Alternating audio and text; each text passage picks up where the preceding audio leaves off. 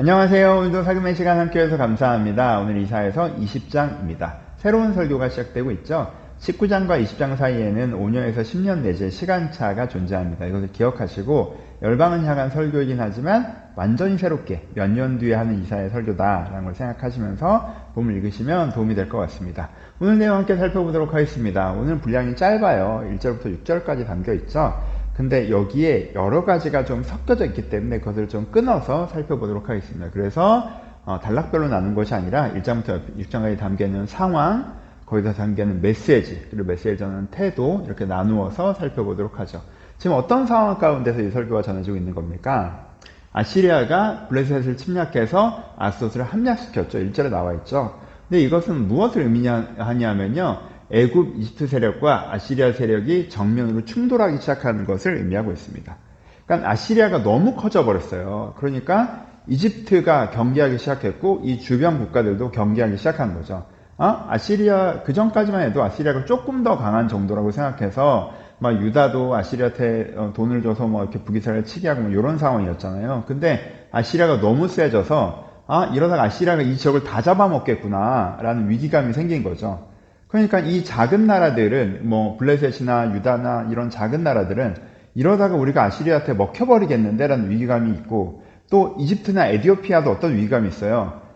저기서 자기들끼리 뽁짝뽁짝하는 게 제일 좋은데 한 나라가 저 지역을 다 차지하면 그 다음엔 이집트에도 위협이 되고 이집트에 위협이 되면 에티오피아에도 위협이 되잖아요. 그러니까 이 이집트와 에티오피아, 이 애국과 구스가 연합해서 저 아시리아 세력을 좀 물리칠 수 있도록 우리가 지원을 좀 해줘야겠다라는 어떤 그런 정책적인 흐름이 있었던 거죠. 그래서 아마도 블레셋이 친애굽 쪽으로 움직였던 것 같아요. 그러니까 아시리아가 블레셋을 침공해 들어온 그런 역사적인 상황이 벌어지는 것으로 해석하고 있습니다.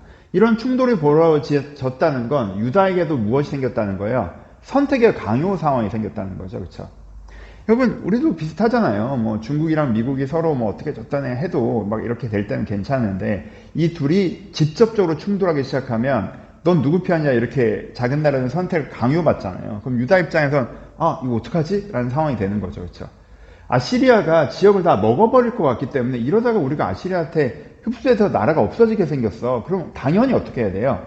이집트에게 의지하겠죠. 이집트는 뭐 그 광야를 지나와서 여기를 이집트에 통합해버릴 건 아니니까 여기서는 상황만 보면 이집트에 의지하는 게 뭐 당연하다고 생각할 만한 상황이죠.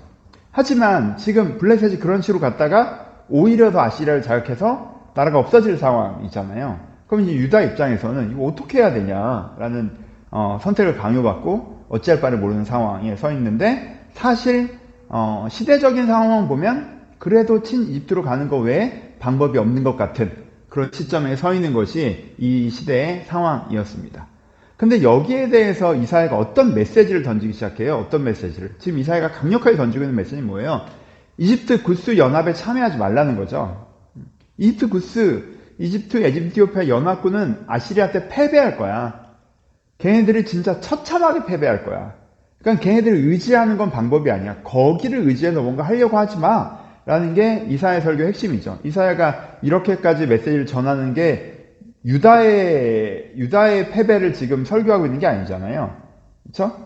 구스와 이집트의 패배를 설교하고 있는 거죠. 그러니까 얘네들은 진다. 그러니까 되게 강력하게 선택을 받는 유다가 그래도 어쩔 수 없이 이집트라는 편을 먹어야지라고 생각하는데 절대 그쪽으로 가면 안 된다라는 얘기를 하고 있는 거죠.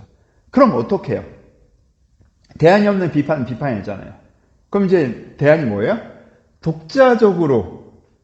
독자적인 투쟁의 길을 가라. 그러니까 하나님을 의지하면서, 이거 말하면서 웃음이 나오죠. 하나님을 의지하면서 그냥 네가 아시리아랑 싸워라. 라는 게 이제 이사야의 메시지가 되는 거죠. 여러분, 이게 진짜 기가 막힌 메시지죠. 이집트랑 같이 해도 안 될 거야. 그러니까 혼자 이게 무슨 말이야. 하여튼 근데 이게 이사야의 메시지가 되는 거예요.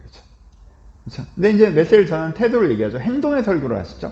그러니까 정말 이게 가장 눈에 확 들어오죠. 뭐예요? 하나님께서 이사야에게 3년 동안 옷을 벗고 설교를 하라고 얘기하시죠. 그 옷을 벗으면 뭘 표현해요?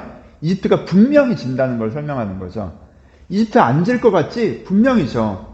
라는 그 극단적인 것을 자기의 몸으로 표현하는 거죠. 이 존경받는 선지자가 벌거벗은 미치광이처럼 하고 다녀요. 그렇죠? 이 간극이 크잖아요. 이 간극이 큰 것처럼 이스라엘가 벗은 몸을 하는 이 간극만큼 이집트가 안 그럴 것 같지 분명히 그렇게 돼요라고 얘기하는 거죠. 그러니까는 엄청난 일단 뭐 행위예술 같은 퍼포먼스로서 설교를 하는 거죠. 여기에 뭐가 담겨 있어요? 하나님의 간절함이 담겨 있죠. 이사야의 간절함, 하나님의 간절함. 절대 이 길을 가지 마라. 세상을 의지하는 길을 가지 마라. 인간적인 방법으로 결정하지 마라. 눈에 보이기에 가장 좋은 길로 가지 마라. 그게 죽는 길이다. 하나님의 길을 가라. 이러면 산다. 라고 정말 간절하게 말씀하시는 거죠. 그리고 오늘 본문에 나와 있는 내용은 아니지만 역사적인 결과 우리가 알고 있죠. 이사야서에 나와 있는 내용이고요. 히스기야가 어떻게 해요? 독자적인 믿음의 길을 가죠. 그래서 아시리아에게 멸망할 것 같은 두려움에도 하나님을 의지하고 가서 이 유다가 결국에는 아시리아의 침공으로부터 스스로를 지켜내는 결과를 만들어냅니다. 그렇죠? 이게 간절함의 설교에 반응한 것이죠. 이것이 이사야 20장의 내용입니다. 적용해 보죠. 세 가지로 적용하겠습니다. 첫 번째, 하나님의 간절함이죠. 여러분, 하나님은요, 그냥 뭐, 네가 오른쪽으로 가면 이렇게 되고, 왼쪽으로 가면 이렇게 돼. 네가 하나님을 믿으면 좋은 결과가 나올 거야. 하나님 안 믿으면 나쁜 결과가 나올 거야. 선택해. 이렇게 하지 않으시죠. 너무 간절하세요. 우리가 하나님을 선택하기를 너무나 간절하게 바라세요. 우리가 잘못된 선택을 해서 위기를 자초하지 않기를 너무나 간절히 바라세요. 하나님이 우리가 고생하는 바는 하나님께서 원하시는 바가 아니에요. 그렇죠? 이 하나님의 간절함. 하나님 우리를 사랑하시는구나. 우리가 고통받는 걸 원하지 않으시는구나. 그 하나님을 선택하는 길이 우리 가운데 좋은 길이기에 그것을 우리가 선택하기를 너무나도 바라시는구나라는 이 하나님을 우리를 향한 그 사랑의 마음들을 한번 묵상해 보셨으면 좋겠습니다. 두 번째는 경고를 듣는 사람. 그렇죠? 여기서 히스기야의 유다는 결국엔 경고를 듣잖아요. 그것처럼 하나님께서 뭔가 나에게 막 말씀하실 때 우리가 거기에 반응해야 됩니다. 우리가 여러분 이럴 때가 있잖아요. 기도해보고 기도해보는데 하나님께서 좀 나한테 좀 이거는 내가 그만하라고 하시는 것 같아. 이걸 시작하라고 하시는 것 같아. 기도 중에 마음에 부담감을 주실 때가 있죠. 말씀 중에 뭔가 깨닫게 하실 때가 있죠. 하나님께서 이러신 것 같아. 라고 한 다음에 쓱 잊어버리고 쓱 지나가고 다시 아무 생각 없이 세상 방법대로 살 때가 있죠. 그럼 안 된다는 거예요. 그렇죠? 하나님께서 우리가 독자적인 길을 가라고 하시는 것 같아. 이집트와 하는 게 아닌 것 같은 마음을 주시긴 하죠. 아유, 근데 뭐 어떻게 하겠어. 이집트밖에 대안이 없지 뭐 어떻게 이렇게 이러면 안 된다는 거. 그렇죠? 그랬던 사람들은 결국 예루살렘의 함락을 보죠. 그렇지 않고 하나님의 경고를 들었던 사람들은 아시아로부터 승리를 경험하잖아요. 그래서 내가 하나님께서 뭔가 마음에 주실 때 그걸 무겁게 들어야 되는구나. 하나님께 그만하시라고 하는 걸 좀 그만하고 하나님께서 시작하라고 하는 걸 시작해야겠구나 라는 그 마음의 결단을 우리 가운데 있었으면 좋겠습니다. 세 번째는 하나님으로 시대에 읽기죠. 여러분, 열방의 심판이라고 제목되는 이 설교들의 가장 핵심적인 주제 중에 하나예요. 제가 뭐 말은 많이 안 했지만 가장 핵심적인 주제가 뭐예요? 지금 이사야가 계속 강조하는 게 하나님의 시선으로 시대를 읽으라는 거예요. 시대의 시선으로 시대를 읽지 말고. 시대의 시선으로 시대를 읽으면 야, 이제 아시리아가 너무 세네? 이러다가 나라가 없어지게 생겼어. 이집트랑 편을 먹어야지. 아시리아가 요즘에 좀 잘 나가나? 그럼 아시리아랑 편 먹고 북이스라엘 좀 물리쳐볼까? 이게 시대의 시선으로 시선을 읽는 거죠. 그럼 그렇게 하면 어떻게 해요? 그걸로 내가 의사결정을 해버리잖아요. 그게 문제라는 거예요. 시대의 시선으로 시대를 읽잖아요? 그럼 시대가 가르쳐주는 방법으로 살게 돼요. 요즘은 이런 게 엄청 많죠, 요즘에.